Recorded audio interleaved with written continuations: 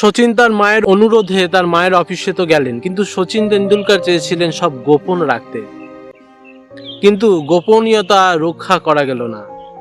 এলআইসির অফিসের পিয়নটা সচিনের গাড়ি চিনে ফেললেন।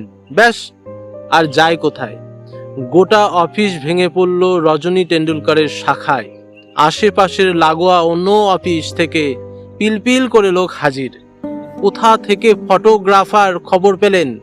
সব মিলিয়ে একটু বিশৃঙ্খল অবস্থা। হ্যাঁ, ভারতরত্ন, দেশের বরেণ্য ক্রিকেটার হয়েও সচিন তাঁর অতীতের মধ্যবিত্ত জীবনের সংস্কৃতিকে লালন পালন করতে ভালোবাসতেন।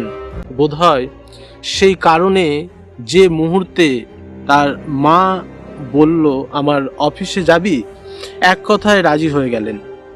ভারতীয় সংস্কৃতির মাহাত্ম্য এখানেই।